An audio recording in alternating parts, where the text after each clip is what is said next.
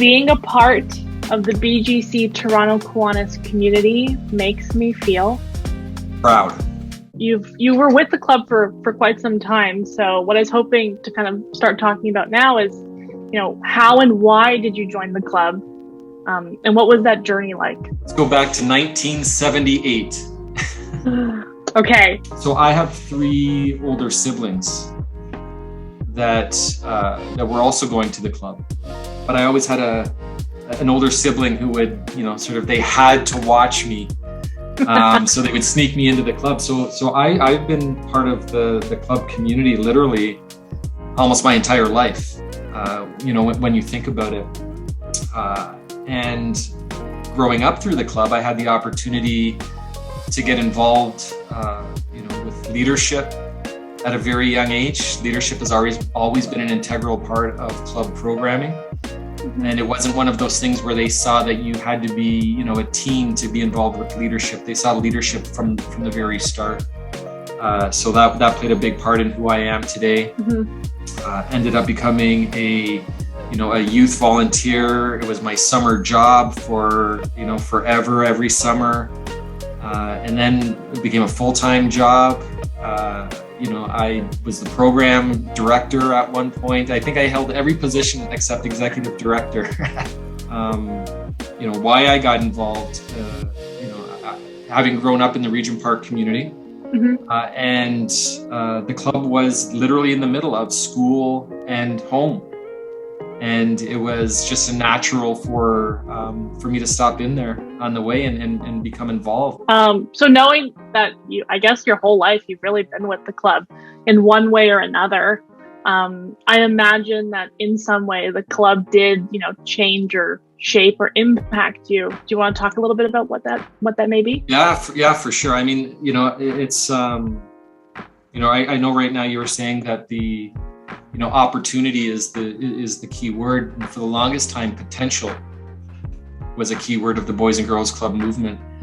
And I think that's one of the greatest things that the club did for me was that it helped me to not only realize, but to actualize, sort of my potential. I think often in life, we're always the hardest on ourselves and we don't recognize what we're capable of doing. Yeah. And having, both strong friends, but also caring adults in your life to be able to help keep you in line, to challenge you, and to push you where you didn't think that you were able to go. In grade 9, I received 1 credit.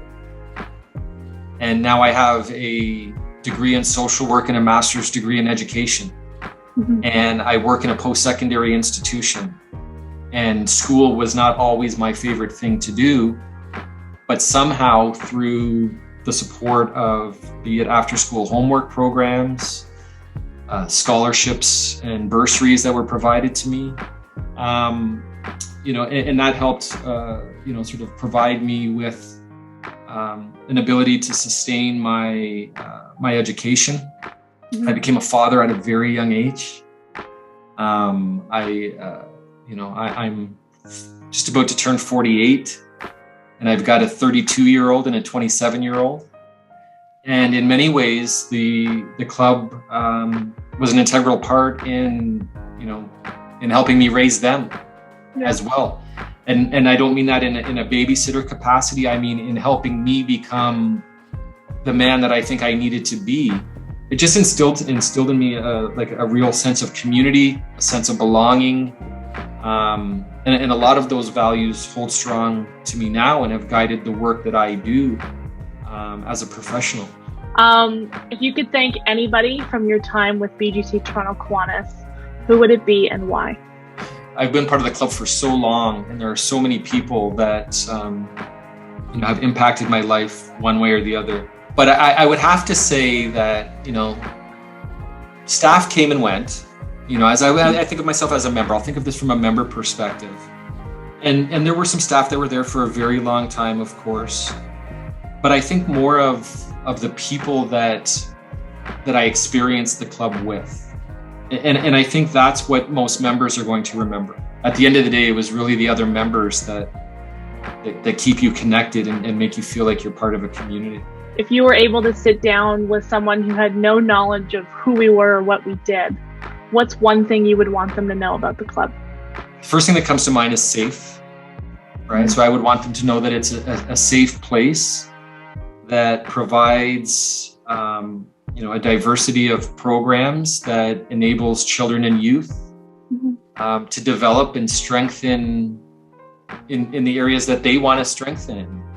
But safe is the one that comes to mind. And I think a big part of that is, again, having grown up, in the Regent Park community, to this day, one of the most heartbreaking things that still happens is, when we hear of, I refer to them as club kids that a tragedy may have occurred upon them, and that never happened in the club. It's always been a safe place. It was then and it is now.